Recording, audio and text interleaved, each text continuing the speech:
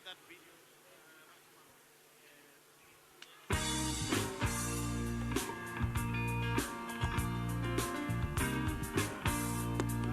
those videos back to back. Back to back, please. And just keep it.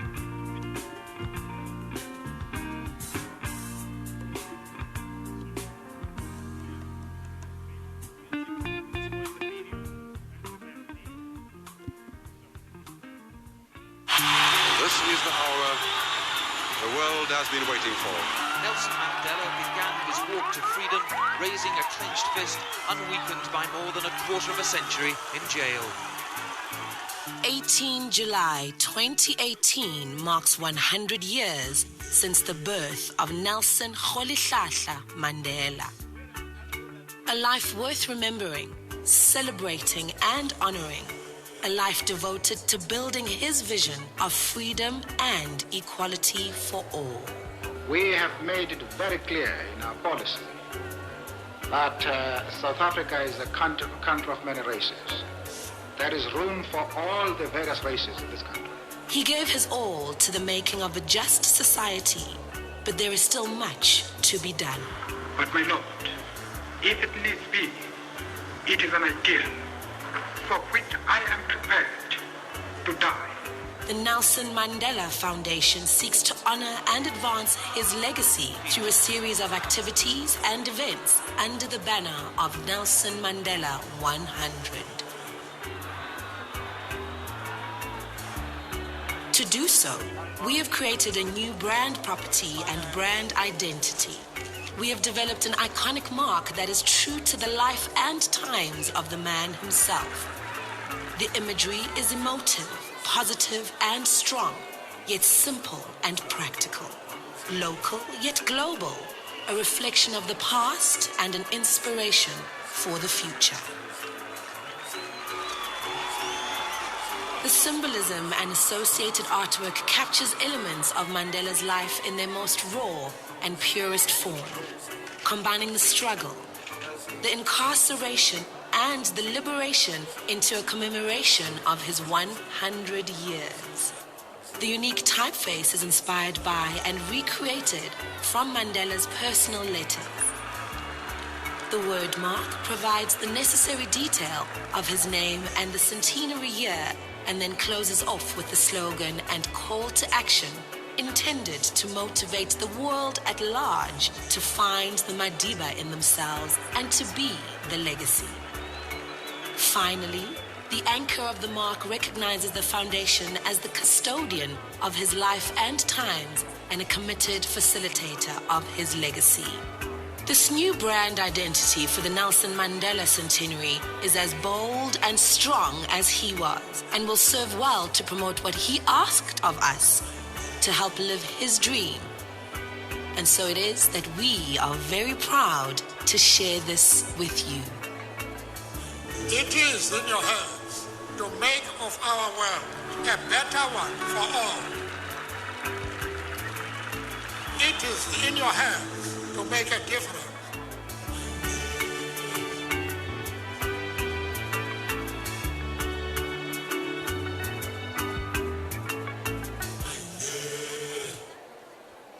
In the landscape of higher education in the 21st century, UNISA stands out.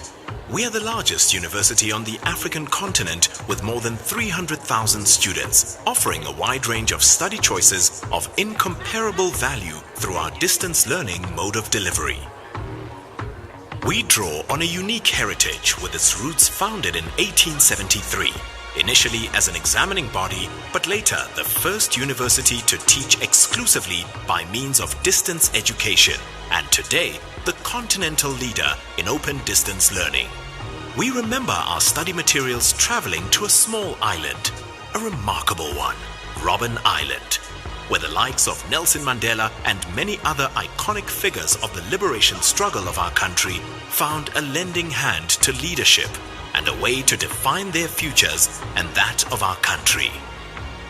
Today, through various leading centers of African scholarship, such as the Thabo Mbeki African Leadership Institute, the African Institute of Renaissance Studies, and the Archie Mafeje Research Institute, we help to shape thought pioneers and the African leaders of tomorrow. When we look ahead, we see digital learning, online education, with technology as our ally in accelerating the socio-economic and political rejuvenation of our continent. Distance education and e-learning can reach further, faster and more efficiently. Through our core activities of teaching and learning, research and innovation, and community engagement with significant societal impact, we give shape and content to our vision of the African University shaping futures in the service of humanity. As South Africa's most productive university, we train 50% of South Africa's teachers and produce close to a third of South Africa's chartered accountants, and a growing community of researchers includes more than 10,000 master's and doctoral students with 1,850 academic staff.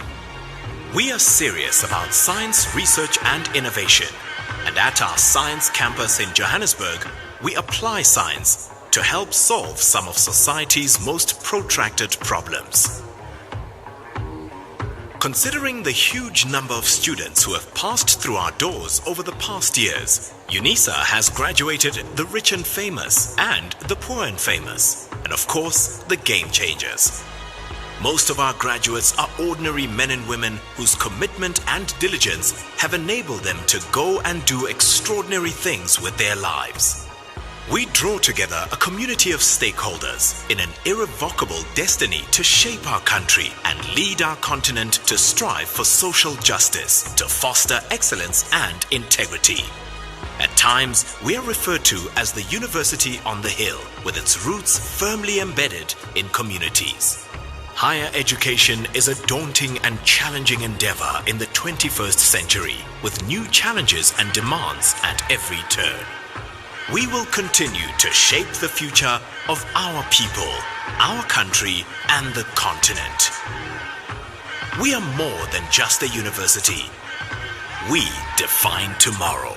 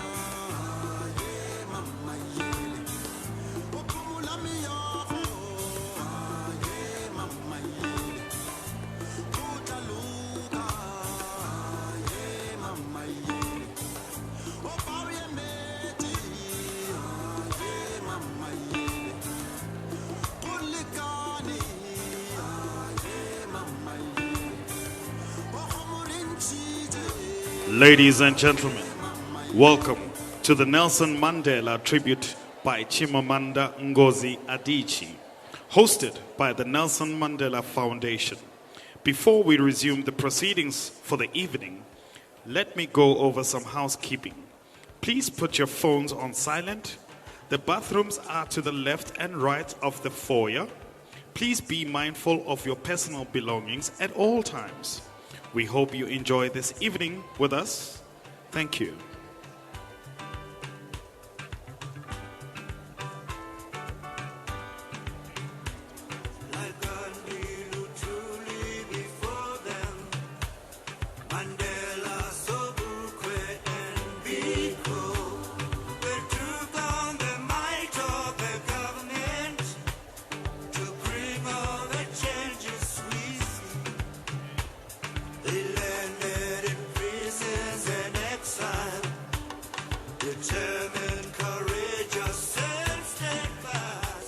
In the event of fire, do not run, but walk as quickly as possible to the nearest stairs. Exits are located on either side of the black draping. Assembly point is at the parking area behind the hall. Medical stations is located on the right-hand side behind the black draping. Thank you.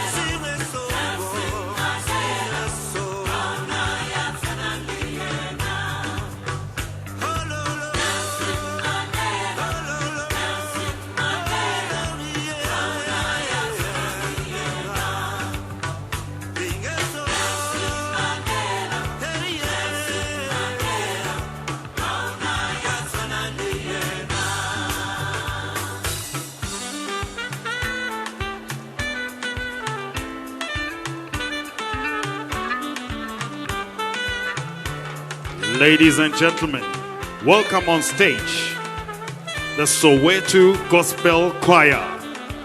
Ezadle. As much as any other nation on this planet. The ways of industry, the ways of comfort, and a better life for all our people. The vision of a South Africa where all persons live together in harmony.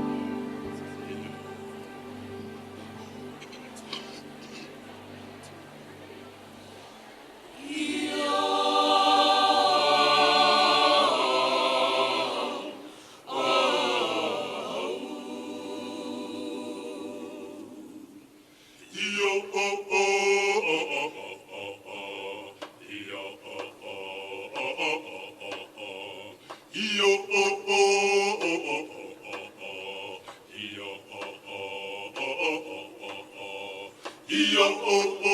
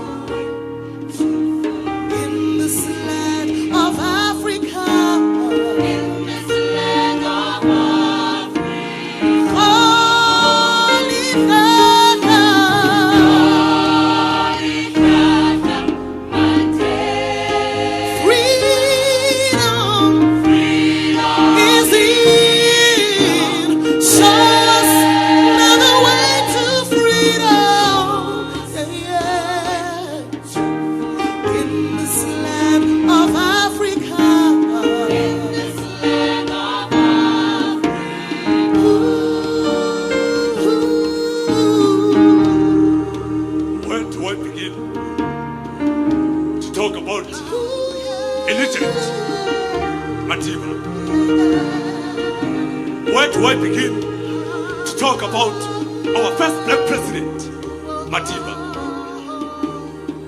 No words can describe the heart and the soul of Madiba.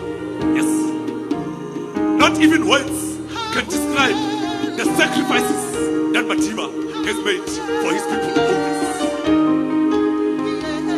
During his lifetime, he has dedicated himself to the struggle of African people. He has fought against white and black domination. Oh yes. in which all people live together in harmony and with equal opportunities. Yeah. It was an ideal he had hoped to live for. It was an ideal he had hoped to achieve. Yay! But if needed be, it was an ideal for which he was prepared to die for. To die for. To die for. To die for. Matiba, our unifier. Matiba, our rainbow nation. Rainbow nation. Rainbow nation. Rainbow nation. Our rainbow nation. Kuluma ngobalila, ngoba ngikhuluma ngeqhawe, indoda emadodeni, insime nesizini. Hey!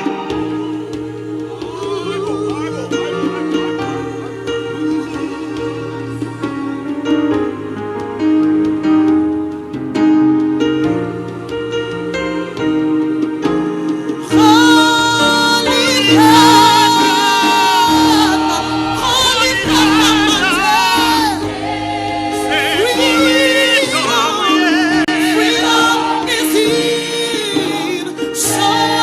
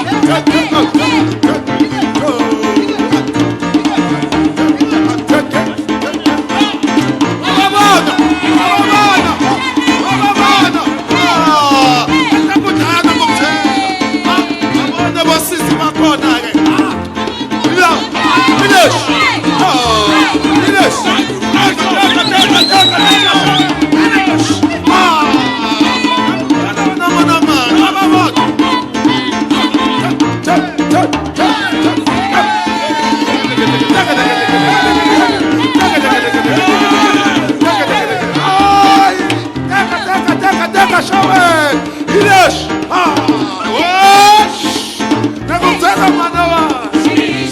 Chigisha man. Baba mkomilo putu wa bona. Baba bona.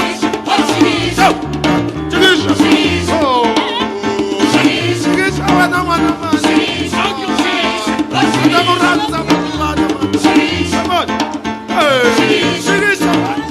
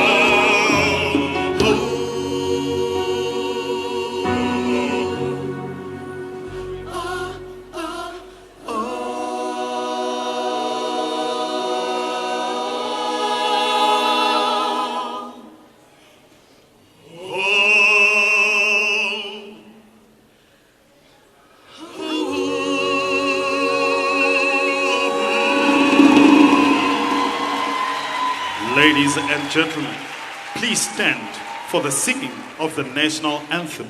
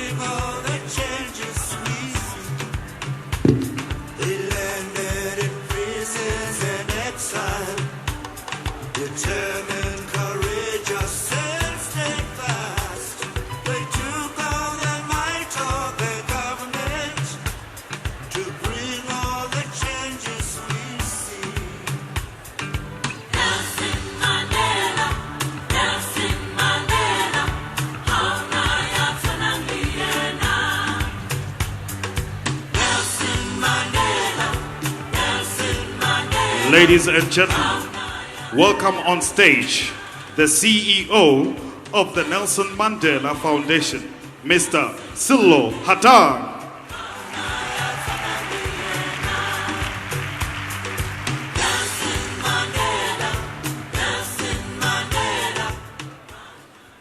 Thank you very much.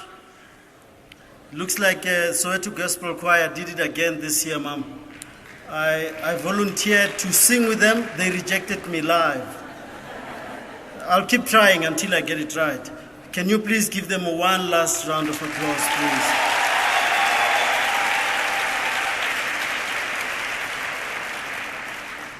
I'd like you at this point just agree with me that that was a beautiful opening and a fitting tribute to Nelson Mandela as we mark the 5th anniversary of his passing. May we forever and never forget that the question that's always asked, where were you when Madiba passed, will be relevant soon. The question that will be asked is, where were you when Madiba's legacy was destroyed? And I think that's the one that we need to then be thinking about. Without further ado, I'd like you to help me as I bring on stage our guests of honor.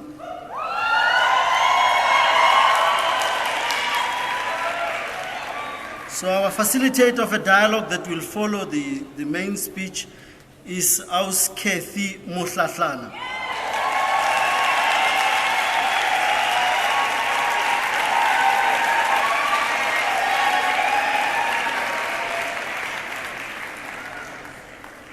Our respondent will be Ntate Neo Muyanga.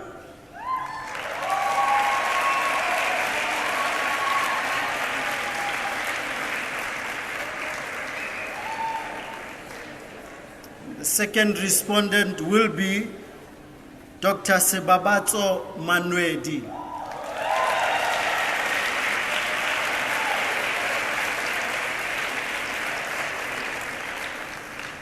You'll agree with me, that's a full compliment, right? We okay? We can, I'll just join them on stage and that's the end of this, correct? I know you're not here to watch me make a fool of myself. You're here for none other than one of the best.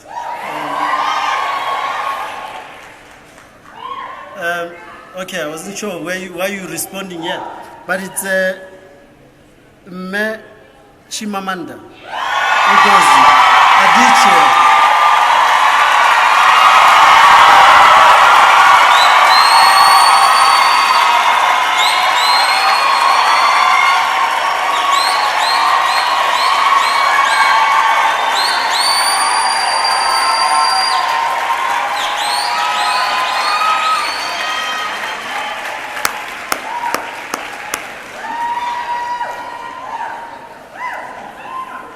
Just to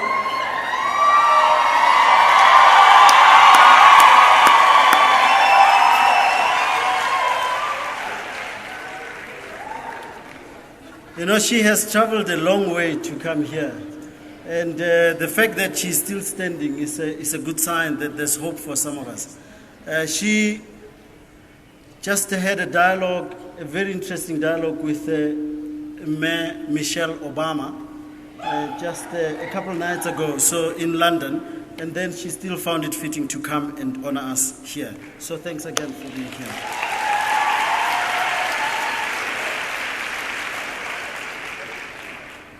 The Vice Chancellor and friend of the Nelson Mandela Foundation, Professor Mandla Makanya, and the University Council, ministers, state officials, and traditional leaders of Chapter 9 institutions, trustees of the Nelson Mandela Foundation here present, Professor Njabulo Ndebele, who is the chair, and Ausfuthi Mtoba. Former Chief Executive of the Nelson Mandela Foundation, Kasetswana Bare, the one that Ompilen Letsele, Kiantse Mokhene, former Chief Executive Ahmad Dango, who's sitting here.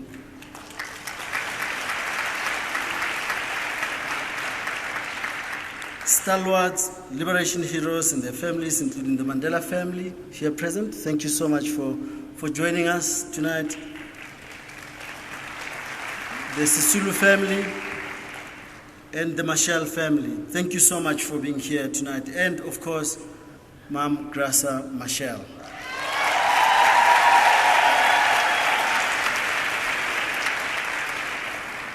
Feminists, authors, Soweto Gospel Choir, and of course, our panelists, welcome.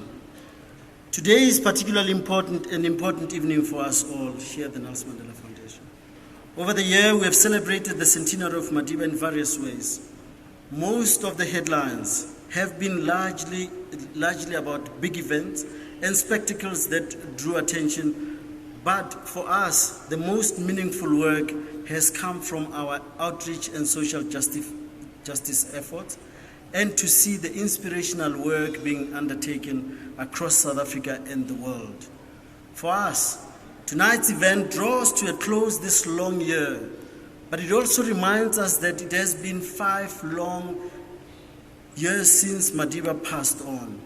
We have hosted an event annually in December since his passing to reflect, to re-engage with his values, and to spend time thinking through his contradictions and recognizing his genius.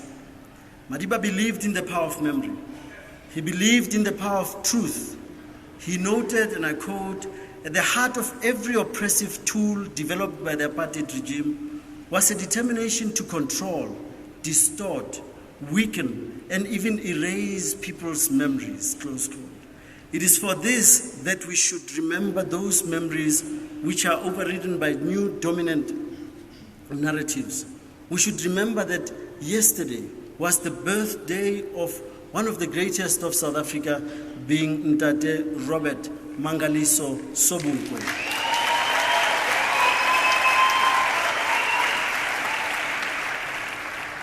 A towering figure in our history and a man who the apartheid regime tried to erase from memory.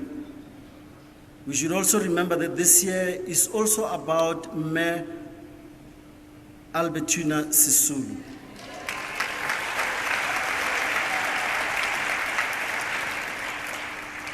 And those women whose stories and contributions were distorted and minimized by the structures of patriarchy. Of course, we should also remember that this is the year we lost Mam Winnie Madikizela Mandela.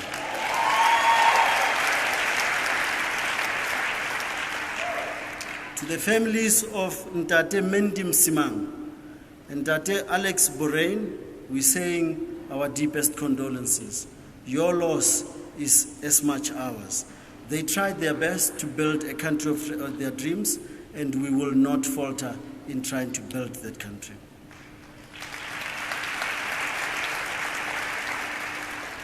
At the Nelson Mandela Foundation, we argue that memory should not focus on congratulatory or commemorative acts, but rather should serve as a public resource for social justice and liberatory futures. In remembering Madiba, we think not only of the present and the past, but of the battles that lie ahead. Therefore, we may dare not linger, rather. It is therefore with great pleasure that we host a genius here tonight who, in fact, got the MacArthur Genius Grant. Very few people got that.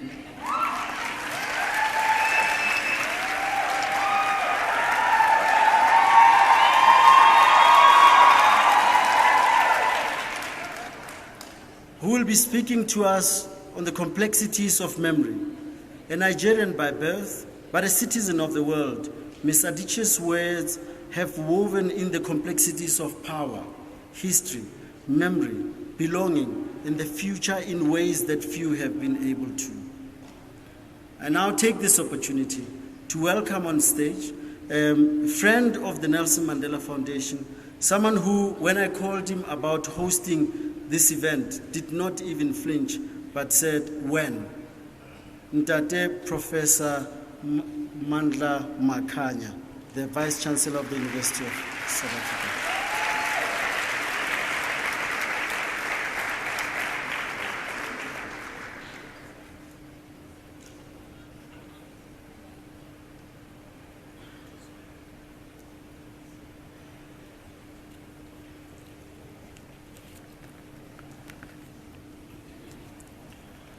Ndade Hatang, our program director, thank you so much for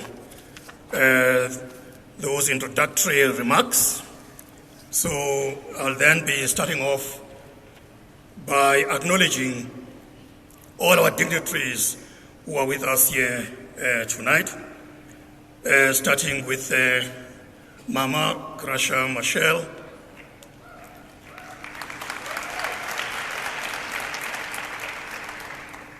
Professor Jabulo Ndebele, the chairperson of the Board of Trustees of the Nelson Mandela Foundation, the families of the Mandela and Sisulu families who are with us here tonight. I also want to greet from the side of the university the deputy chairperson of our council, Mr. Busani Ngaweni, together with his beloved wife, and also the members of council who are with us here tonight. I also just want to greet our keynote speaker as well as our respondents, because this is our day and we are excited to have them here with us. But of course, it is important for us to greet all our leaders from various walks of life, because we are here because of the work that we've invested over the years for our liberation. I will not then go further on the protocol because Ntati Hatang did that exceptionally well. So, Program Director, one of the most visual images that will strike your eye when you enter the city of Tshwane from the south and look at the main campus of the University of South Africa is a permanent giant picture of the late President Nelson Rolihlahla Mandela visiting his prison cell in Robben Island. The picture was carefully chosen to capture the moment when the most influential and loved man in the whole world went back to Robben Island to remind himself and all of us about the painful steps that he traveled on his behalf and particularly on our behalf as a nation to bring about change and transformation. Our association as a university with the father of our nation, President Nelson Rolihlahla Mandela, is a long and enduring one. In the picture that I'm referring to, we do take a small credit for having given an opportunity to Madiba to study and graduate with 2 degrees, a BA and an LLB degree, while he was in prison. As a university, it is that part of Madiba, amongst his many faces of humanity, that we wish to contribute in terms of sustaining his legacy, that is, education. What Madiba taught us was to persevere in life and hold on to the dreams that we have. Studying while not guaranteed of his Freedom Day, Madiba was not only equipping himself for the leadership that he will offer to the entire world, he was in fact setting an example for millions of children and young people that, as he said, and I quote, "Education is the most powerful weapon with which we can use to change the world," unquote.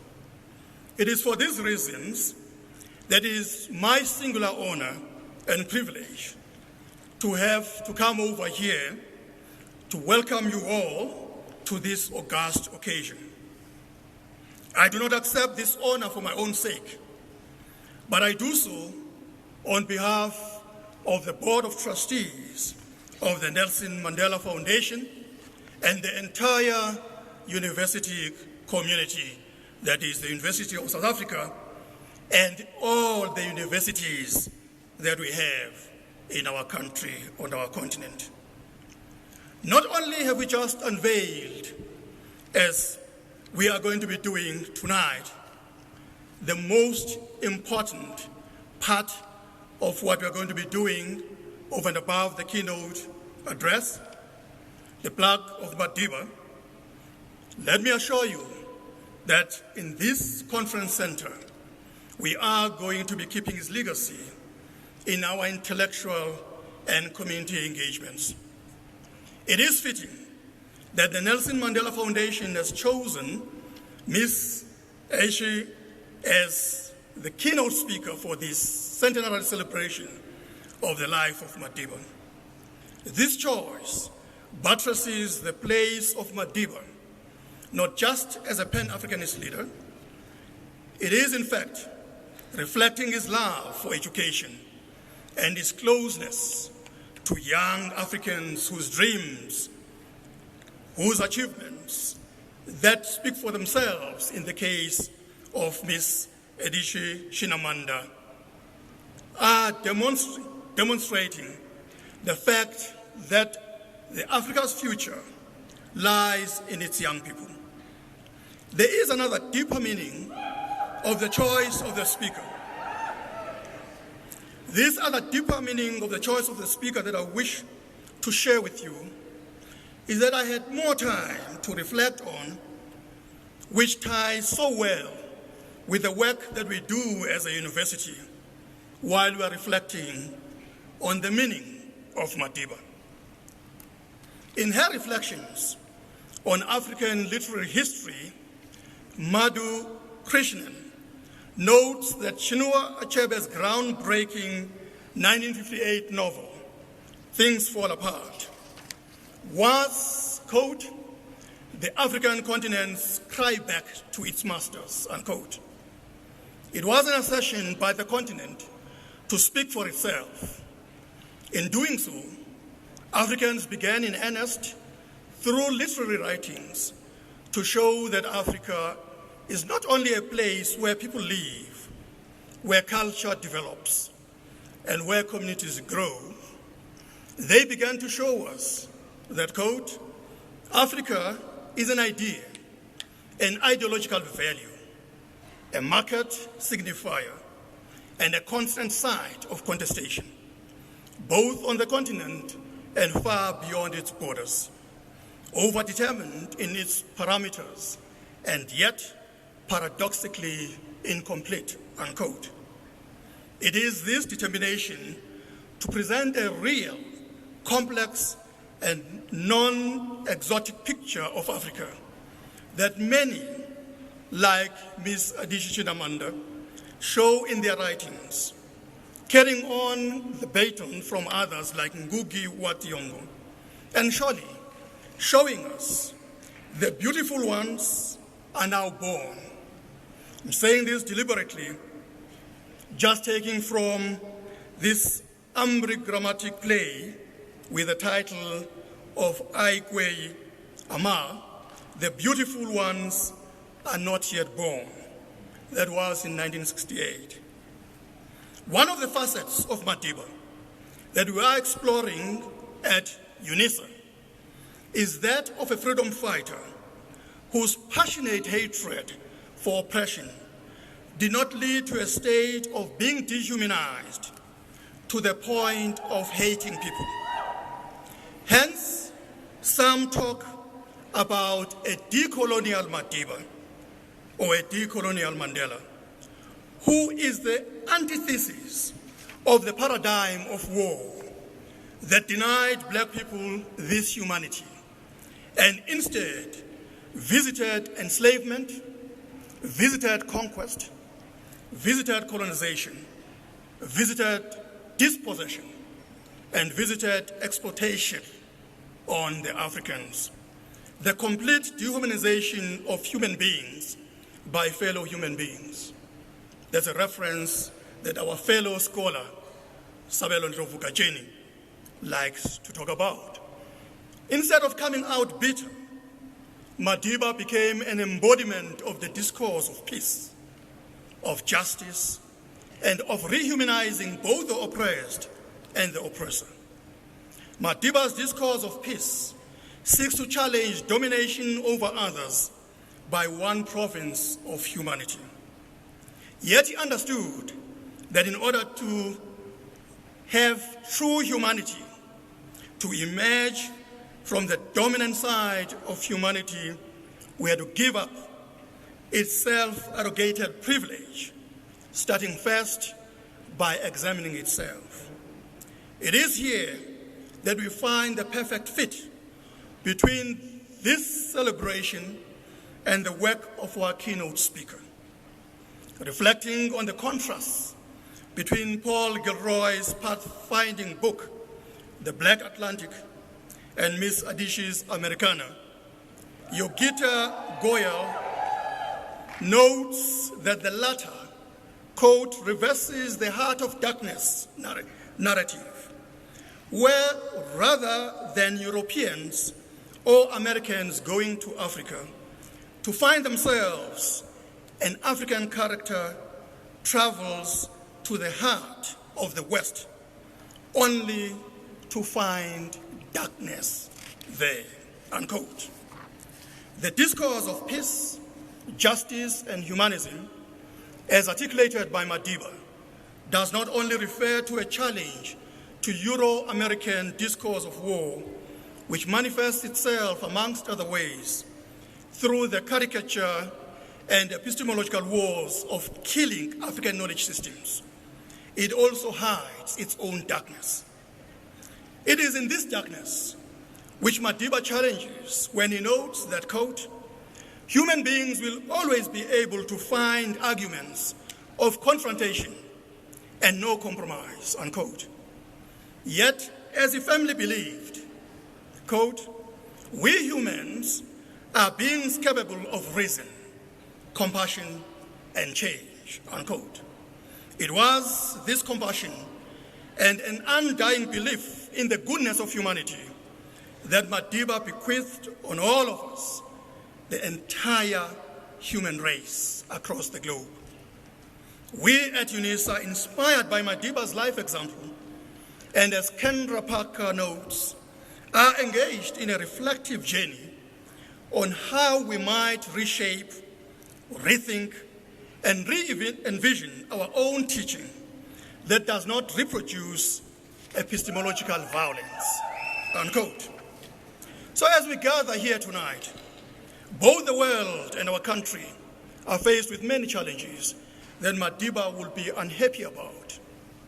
The discourse of war is at the center, that we are looking at the suffering of humanity in some parts of our countries, such as Iraq, Syria, and Yemen. While many countries on our continent have peace and are going through the consolidation of democracy, there are still warring pockets of strife in our beloved Nigeria, in the Central African Republic, and the anxiety over the forthcoming general elections in the Democratic Republic of Congo. Here at home, the effects of the past 10 years continue to be felt as we take stock as a nation over what we did and over what we failed to do to defend our democratic institutions and the state itself.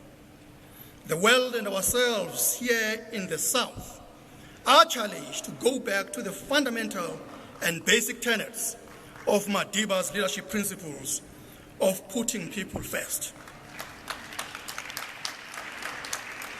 So in closing, let us give Madiba the best at this time as we are gathering here to honor him by being the best that he would have liked all of us to be. With these few words, I just want to say you are all welcome. Just enjoy yourself. Thank you very much.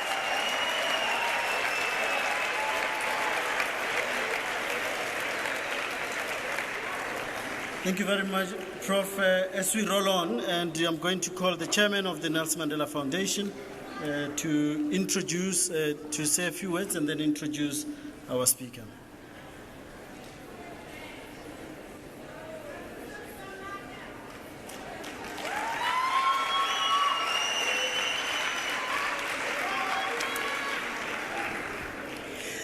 I will indeed say a few words. And my words are really to express a deep gratitude to all of you who have come on the behalf of the Nelson Mandela Foundation to grace this occasion with your large numbers. As you will know, speakers need audiences, and you have come here in your big numbers to support our speakers this evening. And it's a wonderful thing to do. At the foundation, in the 5th year of Madiba's passing, we keep his life alive and the memory of him alive through the Center of Memory, that we invite all of you to find time to come there, because the foundation has become a kind of shrine, a Madiba shrine, that you go there, you draw inspiration from what he has meant, and take some lessons from interacting with the exhibits that are there at the foundation. If you don't know a lot about them, please make a point of coming to visit. Today is about memory as well. We remember Madiba through the memory. But the memory is not only our memory, it's a memory of peoples around the world. Peoples around the world who have been oppressed have long memories. And a lot of us in South Africa, in South America, in India, all those peoples who have not come from Europe but somehow have been victims of Europe have long memories. And it is these memories that are the subject of our reflection today when the world is being reconfigured, that the people, the 2/3 of the world's people are slowly coming into the center of the world's consciousness. And it is all of us who are doing that today. And so it is my pleasure to welcome Chimamanda Ngozi Speaker. The last time we met was many years ago. She had the pleasure of welcoming me to Nigeria. It is my turn to make her to South Africa. And we truly look forward to your presentation to us. And thank you very much. Please take the podium.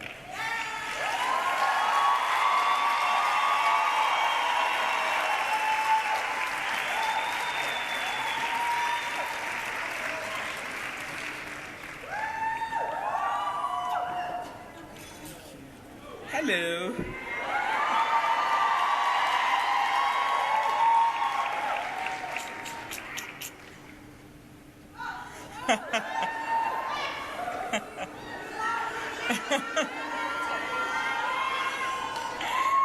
Thank you. I love you too. I have to, first of all, apologize for my voice. I have a virus, so I'm going to sound very croaky, but you have to forgive me. It's Prof, thank you for the introduction. It was indeed an honor to welcome you in Lagos, and I hope I can again soon. It's really wonderful to be here. It was such an honor for me shortly before I came up here to meet the wonderful Ma'am Graça Machel, who I have wanted to meet for a long time, but it just hadn't happened. And I want to thank the Nelson Mandela Foundation for inviting me to deliver this keynote speech. It is an honor, an exquisite and deeply meaningful honor for me to be standing here before you in memory of Nelson Mandela. It has been more than 10 years since I was last in South Africa. I visited twice, and both visits, I must say, were difficult for me. And as a result, the prospect of returning to South Africa did not appeal. It started with applying for a South African visa.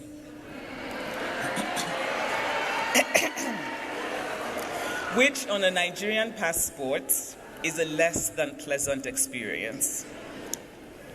If we Africans cannot accord to one another a simple and basic dignity in travel,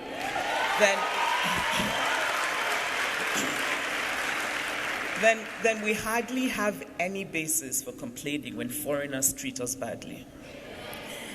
But the reason that visiting South Africa was mostly difficult for me was that I did not know how to process the country. I grew up knowing how important the anti-apartheid struggle was, how committed Nigeria was to it.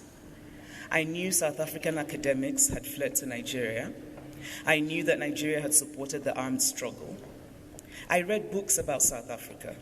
I listened to my parents and their friends castigate the foreign countries that refused to censor apartheid South Africa. I was familiar with the ability of a state to systematically brutalize its citizens. Nigeria, after all, had military dictatorships.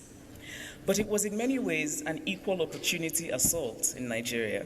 Even the rich were often not spared. But South African apartheid, in which a deliberately dehumanizing form of brutality was singularly focused on black people because they were black, completely confused me. From the books I read about South Africa, certain images became recurring motifs of my imagination. The black maid in the white home, the black man being asked for his pass, the murdered child in the Soweto uprising. And some names took on a mythic significance: Mandela, Sisulu. I was in awe of ordinary black South Africans. I thought them so resilient, so courageous. And to top it all, they had a real hero, Nelson Mandela. And I felt benign envy. I wanted a Nigerian Mandela, a fiercely moral public figure who still managed to be human, a person around whom a vast majority of the country could coalesce.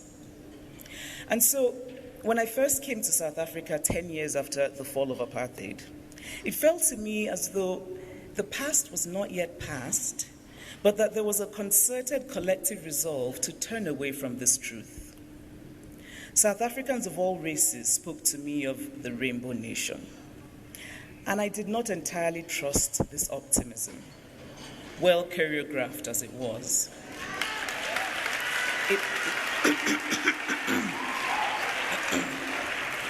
It felt to me a little too easy. On a visit to Robben Island, a white man drove towards our small crowd and shouted something aggressive. We were told he was a former prison guard and he was angry that apartheid had been demolished. Now, this explanation was given in the tone of an excuse, as though it justified this man's behavior. And the Nigerian in me thought, what rubbish. Why can't...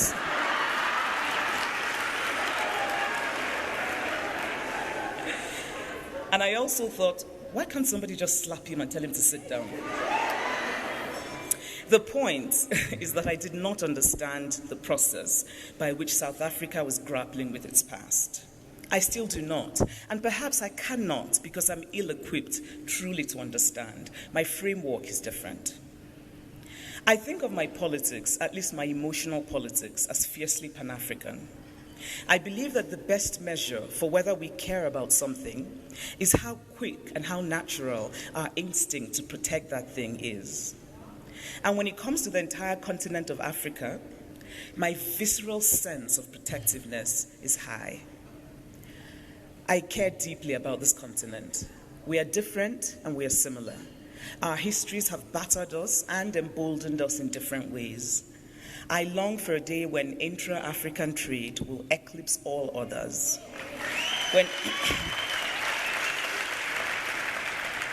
When intra-African travel will be easy and effortless. Hello, South Africa. And when we jettison the colonial fault lines that we have inherited. And so to stand here, a Nigerian, speaking on the centenary of the great Nelson Mandela's birth, is in some ways a testament to Pan-Africanism.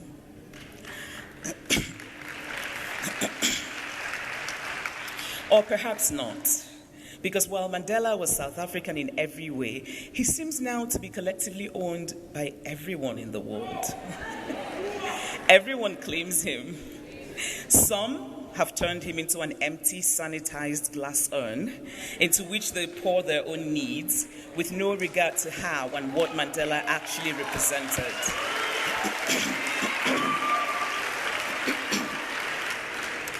Others, thankfully, engage with what he was and what he did. Michelle Obama told me a few days ago at a public event in front of thousands of people that Nelson Mandela made Barack Obama possible. And I believe this to be true. Mandela was South African, and his struggle was uniquely South African. But it also sparked in people across the world a new vision of what is possible. I'd like to tell you a story about an Igbo family I know. The Igbo do a lot of family meetings, a lot of collective resolution of problems, and they pride themselves on their strategy of problem solving through consensus. I suspect many other African ethnic groups are similar.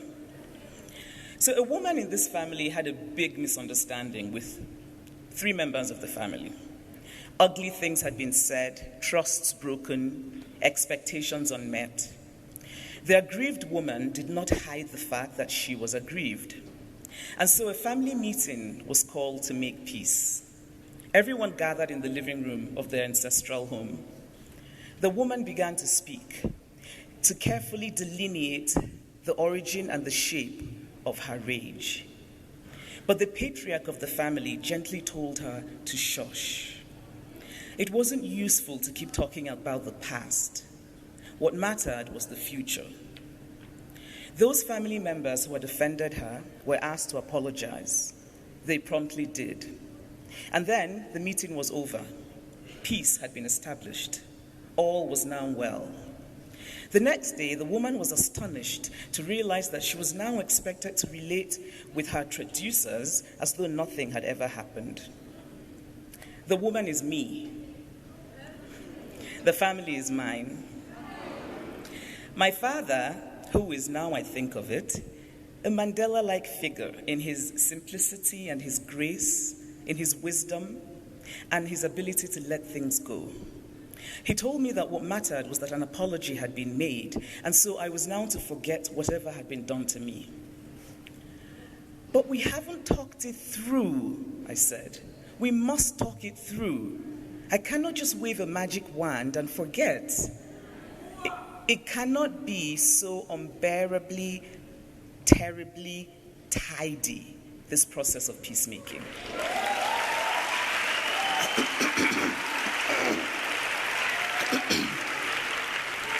I knew that my father's saint-like genes had unfortunately passed me by. I was human, and I was angry, and I wanted my anger to be given its due. But I chose not to push it, partly because I adore my father, partly because I had learned from a lifetime of speaking my mind that to be a woman with a voice was often to be a problem to be solved. For a long time, I carried with me a deferred rage. Maybe I still carry it. But why do I tell the story? In order to ask some questions. Questions that actually I've often asked about colonialism. Was it fair, what was asked of this woman? Was it realistic? And most of all, was it just? Should peacemaking be tidy and careful and sanitized? Should the process of remembering be scrubbed free of all jagged ends? It interests me that we speak often of humanity, and by we, I mean people who in general consider societal progress to be a good thing. And yet we excessively celebrate those moments when we humans make choices that are not human but are superhuman. Forgetting as a strategy does not work, because human beings don't ever really forget trauma. They merely suppress it, they bury it, but always it is there. And always,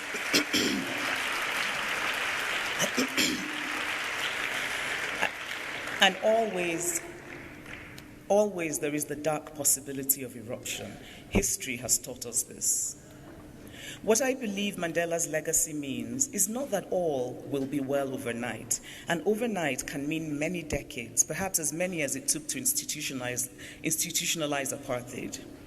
But that it is important to acknowledge that the process is messy and long, that contradictions will be part of this messy process, that openness and an ability to listen will be crucial to this process.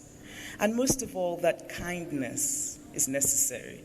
Kindness, that rare human quality not often enough valued in political spaces, and so well exemplified in Nelson Mandela.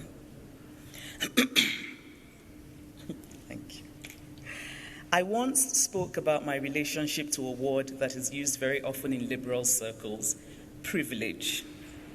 I spoke about being black and female, two groups not really privileged in the world, but I spoke about having class privilege, a consequence of being born into a relatively privileged academic family in southeastern Nigeria and getting a good education. I spoke about how I have class guilt, how I am acutely aware of the things I enjoy that I have not really earned, things that come to me because of the accident of my birth. And I spoke finally about how I still enjoy these perks and privileges, even if with guilt. An academic friend of mine was horrified a dear, lovely woman. She said it was good I had admitted to feeling guilty, but then she asked, how can you say you enjoy your privilege? Because I do, I said. And I think it's important to be honest about these things, and it helps us in the difficult and important conversation about dismantling privilege.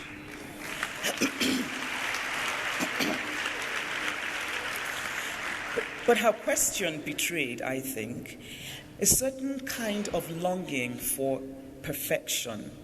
We know that humans are not perfect by the very virtue of being human, and yet we demand perfection of people. As a storyteller, I do not trade in perfection. I cannot trade in perfection. I do not trust perfection. If human beings were perfect, stories would not exist, because it is our flaws, our imperfections, our striving to be better that gives texture to stories. So where does absolute purity exist in the world? Nowhere. We, all of us, are beneficiaries of messy compromises that we would rather not remember. Whether as political citizens, economic actors in the world. The question then becomes, how much messiness should we tolerate? When do we say enough? Memory is a complicated beast, an utterly subjective beast. Memory is less about the past and more about how the present has configured the past. And what is the relationship between memory and truth?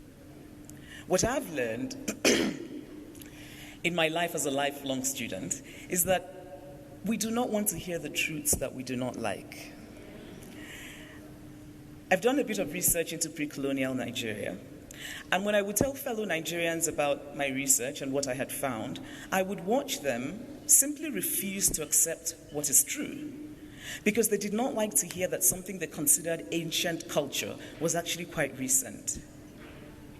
Because to avoid the truths we do not like is also to avoid grappling with complexity.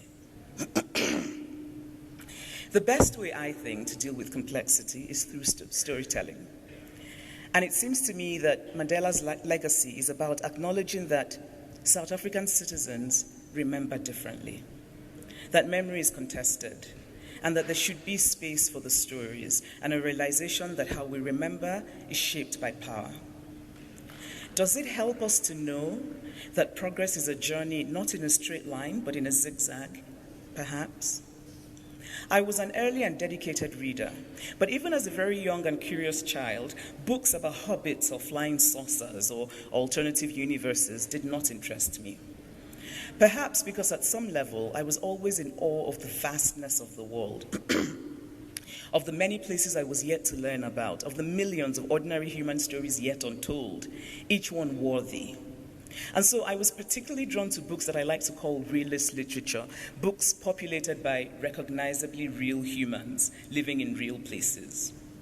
So I knew the basic facts of Nigerian history when I read Achebe's Things Fall Apart and Arrow of God. But it was those novels that made me realize that while I may very well know the facts, I did not really know the truths. Bloodless words like amalgamation and indirect rule were the facts, but the truths were in the human stories.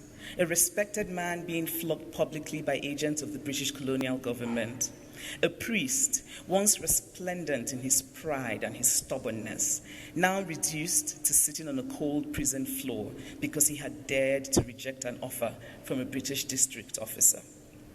And in images such as these, I learned a great truth which the history books said nothing about: the loss of dignity. And so, in telling stories and in reading stories and in listening to stories, it's not about wanting to see how other people are like us, but simply about seeing them, truly seeing them, what they love, what they resent, what wounds their pride, what enrages them, what they aspire to. And it is also to remember that to be human is to want to be valued. We want our bodies to be nourished, but we also want our hearts to be nourished. And this is the humanity we must seek through storytelling. Right. So South Africa has some of the highest rates of sexual violence in the world. And it may seem unsophisticated of me to claim that this is linked to South Africa's history, especially today when sophistication in many circles increasingly means not saying anything that anybody understands. But those famous lines of Auden remain true. Those to whom evil is done do evil in return. But rape does not exist in a cultural vacuum. There are cultural ideas and norms that enable rape, that cause rape. And so South Africa's future must grapple with gender stereotypes. And we must focus on boys. I think we talk too often about girls.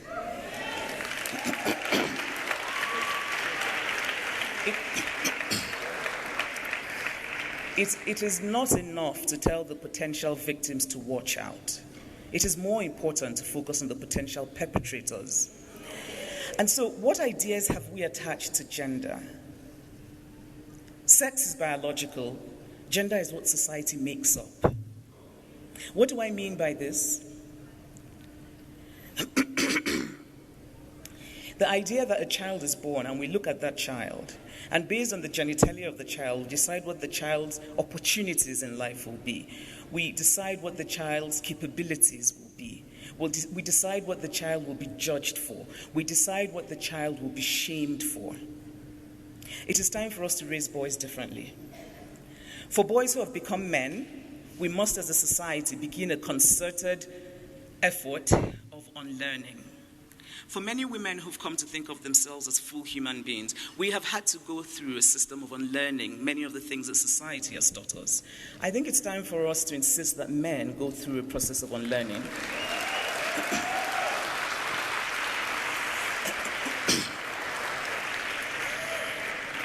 We must as a society send the message to men that a woman's body belongs to her and to her alone. Not to her society, not to her male relatives, not to her female relatives, but to her. Nobody can have an entitlement to a woman's body. Nobody. We should teach men to respect women, but we should also, I think, deconstruct what we mean by respecting women. To respect a woman is not to treat her as an ornament that you place on a pedestal. It is to say that she is a full human being who has equal space in the boardroom, in the bus, who has a right to rage, who has a right to joy, who has a right to determine what she wants to do with her life. It is also not to say that women are special. I think it's really important to stop this idea of women being special because it's dangerous to women. We should not say that women are special. We should say that women are human. Because, and what's the difference? The difference is that to be special is immediately to have limitations placed on you. It is also to have standards that are higher. And in some ways, it is to be dehumanized. Women are not special. Women are as likely as men to be kind and good, and also to be evil and horrible, because they're human. And if we start to think of women not as special beings, but as equal human beings, then we're less likely to think of women as ornamental objects, as people to be protected, because when you think about women as people to be protected, then there's a certain entitlement you have to them. And I could link that to rape. So how do we teach men to deal with rejection? What does society tell men about rejection? What does society tell men and boys about consent? These, I think, are the lessons that are essential that we start to think about. It's important to talk about girls and women and the rights that they don't have, but increasingly, I think, we cannot focus only on girls. We must talk about boys. And I think that this is one place where the sanitized image of Nelson Mandela can be useful. We can start by telling boys, Mandela would never do that.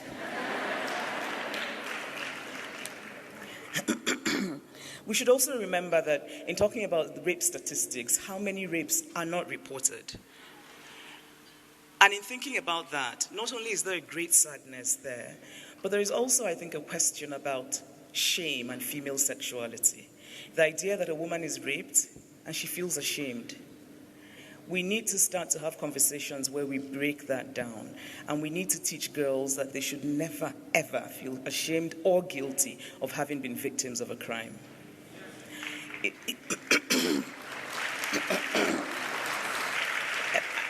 I think, and in talking about boys, it's important as well to remember that gender stereotypes are bad for boys and men. This idea of caging boys and men into this view of masculinity in which they are not allowed to show vulnerability, in which they're not given the language to express emotion, all of the things that we need to change collectively as a society. And so to end, I want to say that it means very much to me to be here, and that South Africa actually, in many ways, is an inspiration to other parts of this continent. I mean, apart from the visa issues.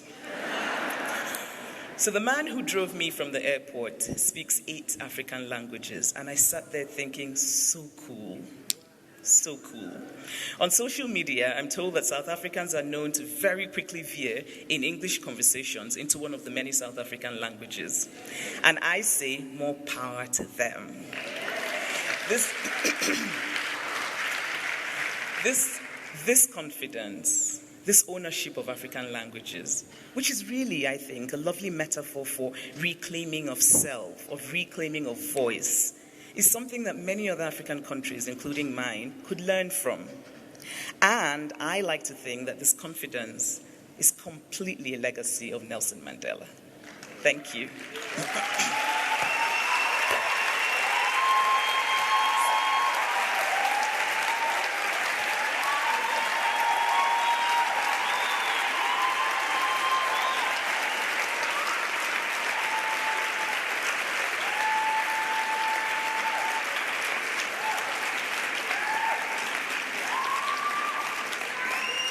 Ladies and gentlemen, Chimamanda Ngozi Adichie.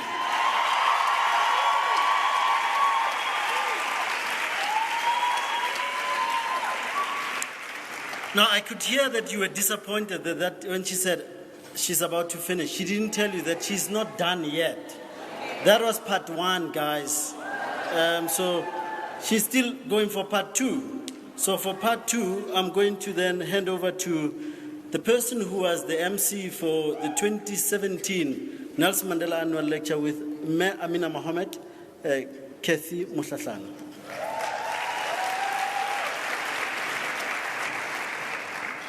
Thank you so much. I think I'm on now. Thank you so much. It's so great to be with all of you in the room tonight. Chimamanda, the one place in the world where you never run out of love is South Africa. We know how to show people some love, and I think that tonight everybody's done that so well. So I certainly hope that you're feeling welcome, and this time, it's a better experience to what it was the previous times. So on stage with me to kick off our discussion is Dr. Sebabatso Manuedi, who is a historian. Yes, you can give her a round of applause. And we also have Neo Muyanga, who is a musician. Please give him a round of applause too. And tonight, the aim of this conversation is really to build on what has been said, especially around how we frame memory and how we frame history. I think perhaps looking more into the future, because what Chimamanda said about the complexity of history, the messiness of peace building, the complexity of peace building are part of issues that resonate in South Africa today. So the one thing that you said that got the loudest applause, and allow me to be a populist just for a short while, if you will, was when she said the first time she heard about the idea of a rainbow nation, she didn't quite trust it that much. as well choreographed as it was. And most of you in the audience cheered, you know, ba bangwe ba re bua, bua. So I want us to explore that with our young historians. This concept of a rainbow nation and the role of history. Now, one of the things that you particularly look at is the past, the present, and the future, and how they all linked in the context of a rainbow nation. How do we as South Africans begin to make sense of some of that complexity? Sure, thanks, Kathy. I must begin by saying what an honor it is to be seated next to the incredible Chimamanda Adichie, whose work often helps us to navigate between the past and the present and to imagine futures for ourselves. I think the Rainbow Nation discourse, and it's the reason so many of us are so suspicious about it, really stems from the fact that we're frustrated in the present with a society that is not as transformed, where power has not been ceded sufficiently, where people feel themselves to be given a language to talk about freedom, but the lived experience is not one of freedom.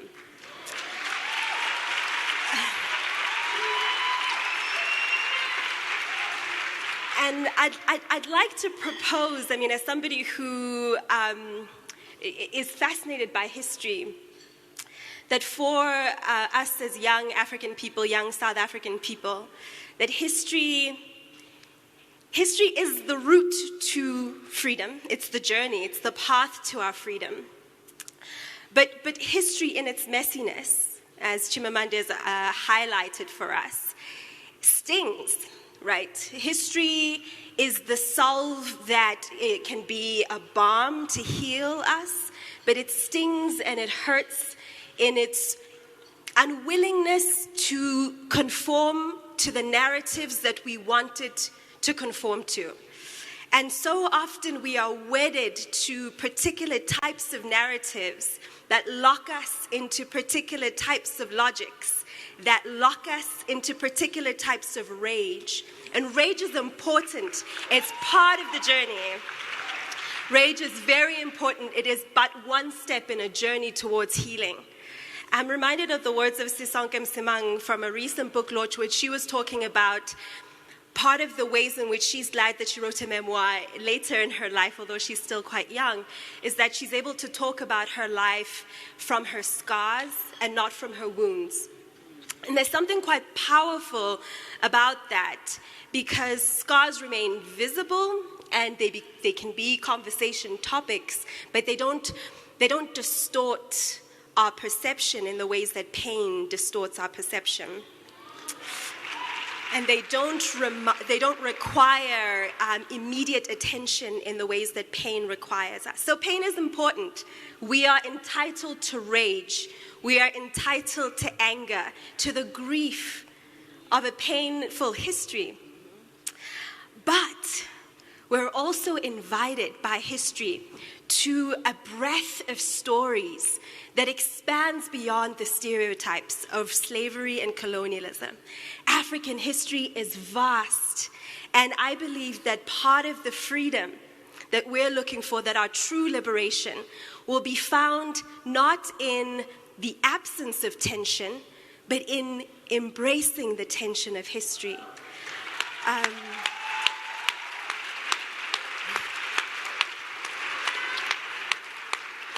So I'll just stop there, but I think that there's a lot for us. There's an invitation from history to withstand a little bit of pain, of complicated stories, but to gain a vast imagination of ways in which we have been.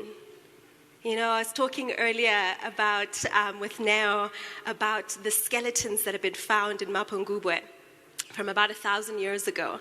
And in it there are these thousands of gold beads and threads of silk from India and traces of other goods from Saudi Arabia and China. Trade histories in South Africa that had nothing to do with Europe. There was a cosmopolitanism and a global connectedness. history invites us into those worlds too, beyond the 400 or 500 years of pain. There are thousands of years of all sorts of complicated stories. And so I think our freedom's there.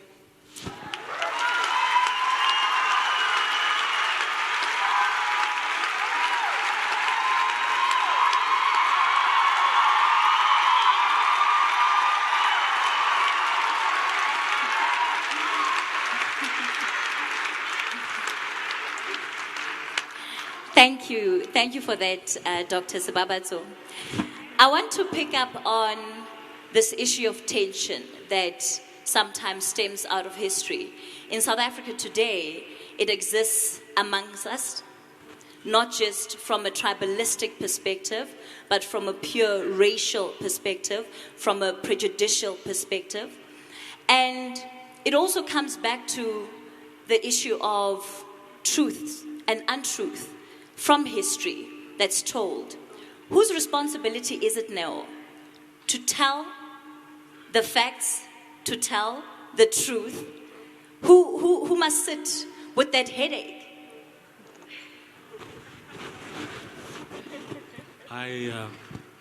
Firstly, let me say thank you for this wonderful invitation from the Nelson Mandela Foundation. It's a great pleasure to be sitting next to a genius. We haven't met. We have many friends in common, but we've never met. So I've been getting texts all day today about, oh, take care of this, take care of that, be careful of this. So it's a lovely, lovely opportunity. The responsibility, I think, is all of ours. I mean, you refer to yourself as a storyteller, and the reason we tell stories is because we are imperfect. I work very much from a similar premise, the idea of a minstrel. I tell stories of our past in music. And I was reminded very much when you were speaking about the writer Ngugi wa Thiong'o who says, memory is what makes us who we are.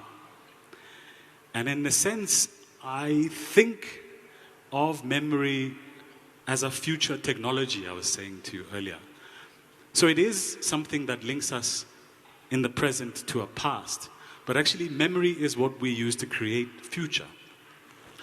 And there's something about this process, which what Thiong'o was talking about, the process of colonization, which is premised on the idea of erasing the original memory and replacing it with the colonists' memory.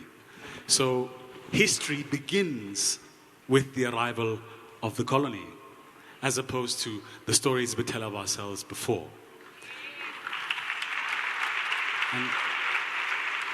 And I think when we look at the archive of what has come before us, and we think about the trade that was happening 1,000 years ago, 2,000 years ago on this continent, and even relatively recently, a character for me like Umazi, the friends in the family call Umazi, Miriam Makeba, who really, I think, is our future icon. Because many things that she spoke about prophetically have come to pass. The choir we heard earlier was singing the song Mabayegu Mhlaba Wethu, which was on the record they released in 1966 with Harry Belafonte. And it was about this crisis, this anger you speak about, which is what are we going to do about the land question, which has become this incredibly urgent question of today, a contemporary question. And unless we become the agents that tell those stories, we are going to miss an opportunity. And not only that, the danger is we will repeat some of the same mistakes. And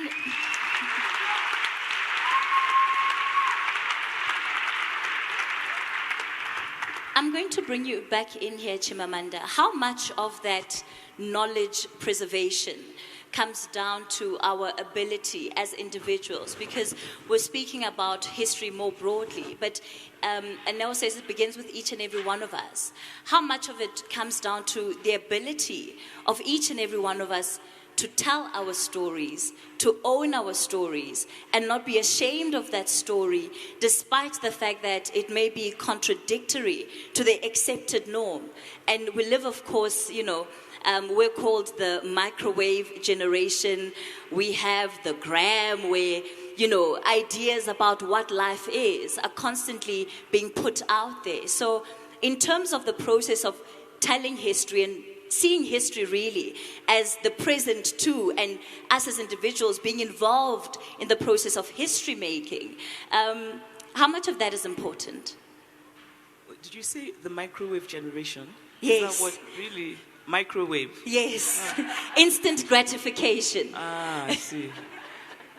We learn every day. No, I think it's in my... what I was just thinking about is, when you said the accepted norm, and immediately I'm thinking, the point is to challenge that. What is the accepted norm? Who defines accepted norm? Right? That it's important for us to constantly push back against that idea that there is a single way to be, or that there is a single thing to aspire to, right? And when I talked about the languages, and South Africans speaking their languages, I actually think that that's kind of a metaphor for that idea of just owning who you are, and knowing that who you are is enough. And obviously, because of our history, I think that there are people in different parts of the world who might not have this problem. Because they went around sort of rampaging other lands. But anyway, I think that for us, for people who live in continents where, as Nia said, our history was sort of invented for us, right? I think it's important for us to start to reclaim it. And when you were speaking, I was just thinking, we need to organize something where you go to every African country and tell them what you just said. But you know why? Because many of our young people don't know. We don't know. I was educated. I went to a good school in Nigeria. I knew very little about African history. I knew a lot more about the kings and queens of England. And we need to remake that, because there's a sense in which confidence comes from knowing that you come from a line of people who had inherent logic to them, And when people have said to me, oh, you can't be a feminist because feminists, it's un-African and you read Western books. I'm like, no, my great-grandmother was feminist. Now, did she use the word feminist? No, but it's irrelevant. She was, because she pushed back against all of these norms that wanted to reduce her because she was a woman. And for me, knowing about her empowered me. I felt that I could own this thing that I was. From the age of, 5, I was a little girl who just didn't understand why little boys had certain privileges that I didn't, right? Because, I wanted all those things that they had. And so to hear stories of my great-grandmother who died, who sort of died maybe at the turn of the century, to hear stories of her, to hear her being described as headstrong, troublemaker, she wasn't supposed to inherit land, she said she would, it made me feel this thing that is in me is not foreign, it's African.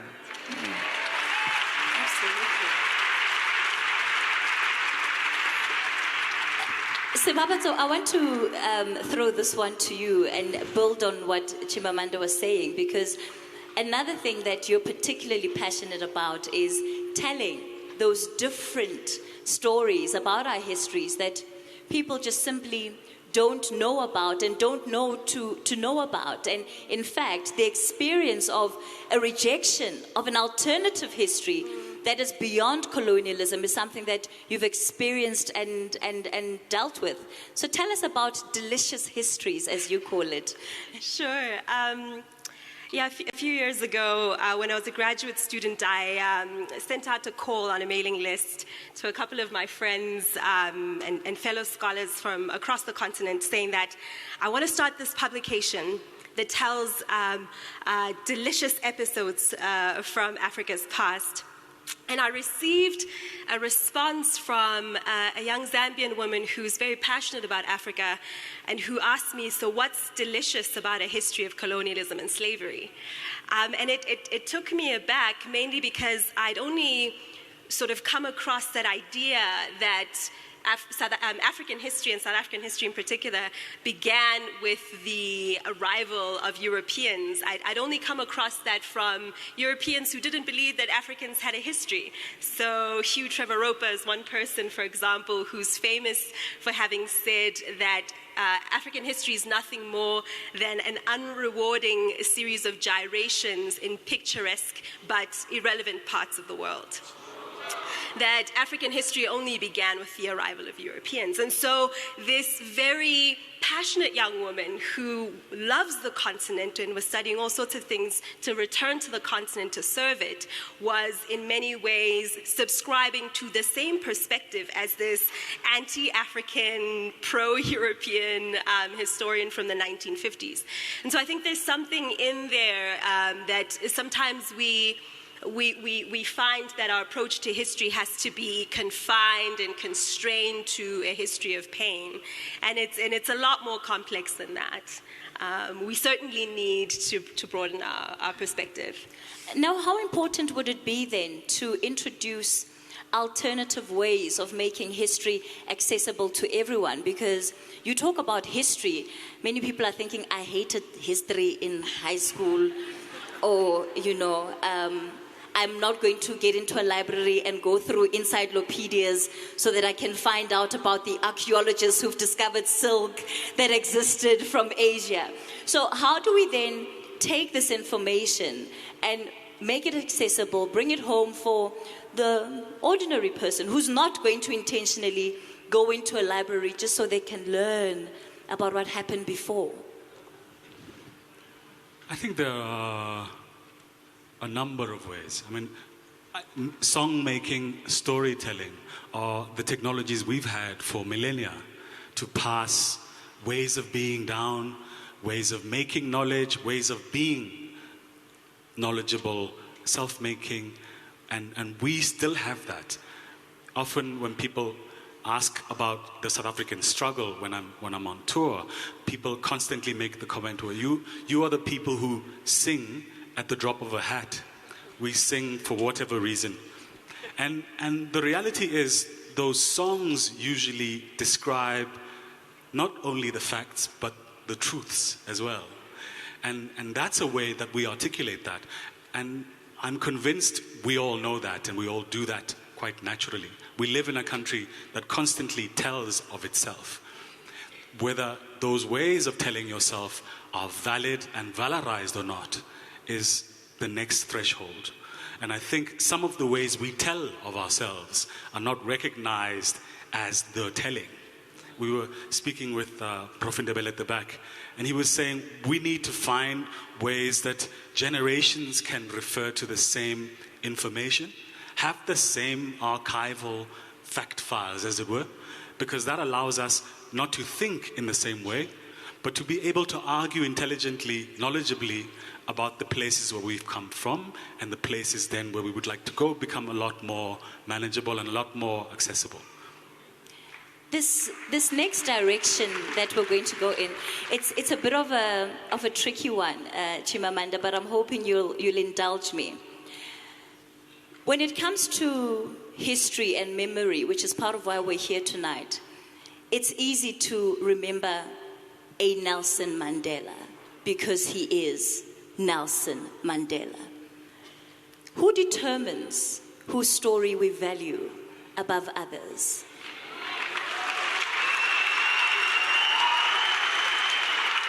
That's a question for her.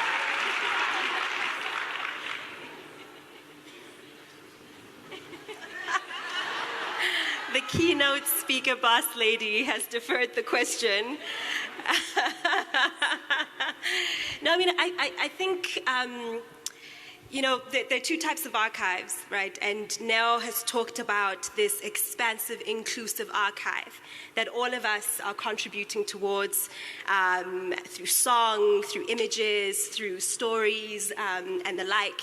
And then there's the so-called traditional archive, which tends to be a place where written language is upheld, and often that record is where professional historians go to try and reconstruct stories of the past.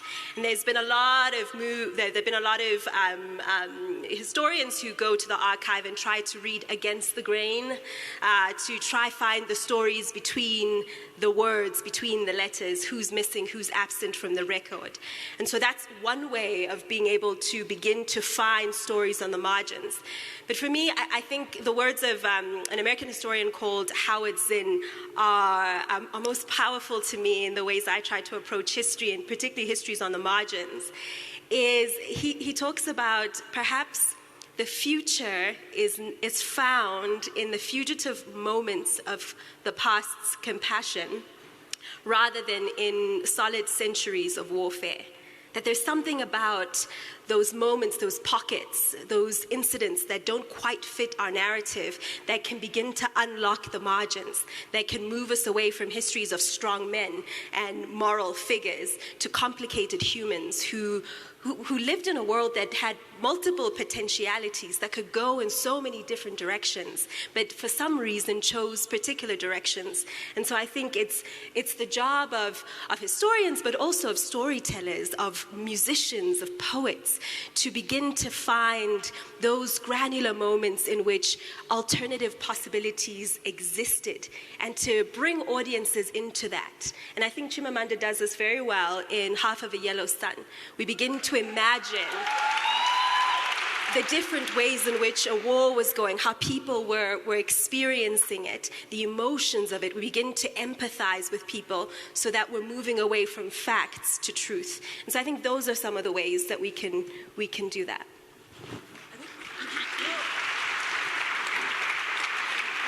I think even just to add to, so the moral figures, even complicating those moral figures, I think is important.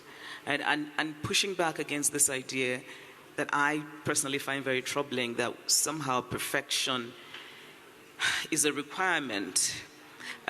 Otherwise, people get cancelled. Can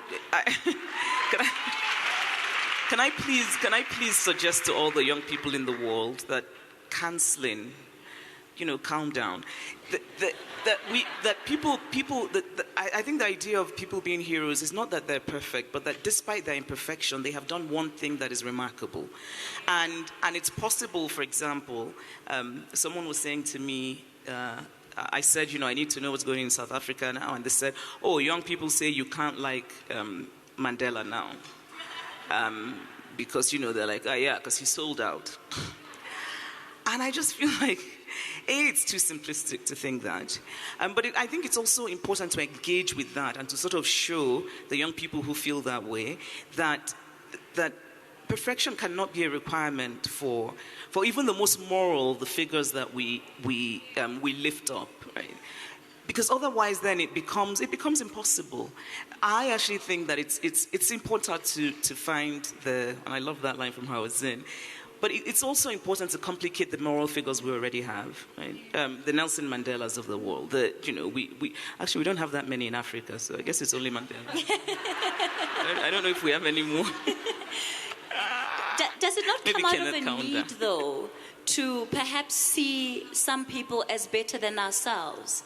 That the reason we can look at Mandela as this flawless figure is because he's better than me. And perhaps I would never be able to be a Mandela. I think if we complicate, but you know what? Mandela is kind of better than us. Yeah. Let's not even kid ourselves. But I think that complicating him, humanizing him, acknowledging that he wasn't perfect, talking about his flaws, not as a way of denigrating him, but simply as a way of saying, here's the full human complexity of him, is not. In some ways, when we do that, I think we start to realize that there is a lot that we ourselves can do. I've often felt, for example, in Nigeria, that it's not enough to complain about Nigeria's problems, that it helps to find one tiny way in which one can help, and it doesn't matter how tiny. And I think that's possible for everyone. So maybe that's one sort of byproduct of complicating our heroes. But also, I think it's also good to acknowledge that some people are just better than us. Yeah. Yeah. seriously. I could not have Mandela's grace in, even if, I mean, I don't. Now, when it comes to, she's talking about how we view somebody like Mandela. In order to forget the past, and the past, of course, the history can be used as a mechanism to heal, but it can also be used as a mechanism to perpetuate division that perhaps already exists within a society. So, in order to move on, to experience full liberation, do we need to forget the past, let it go, leave it where it belongs, in the past, in yesterday, and focus on tomorrow? Well, first let me reflect a little bit. That Mandela's writings, often he refers to himself as a sinner who keeps on trying, right? So even he problematizes the sainthood. And I'm reminded of another hit which was very important to the left, because before the left became the ultra-left in the 60s and 70s, Pedagogy of the Oppressed, which comes from Paulo Freire in Brazil. And he proposes that the only entity that can free themselves is the oppressed. And they can only do that while they liberate themselves, to liberate the oppressor as well. Because the premise of oppression is to dehumanize. And so when the response is to dehumanize back, you only repeat the same trajectory. The purpose then is to humanize so that everyone can be liberated. And it's a progressive fight. I mean, it's a war to do that.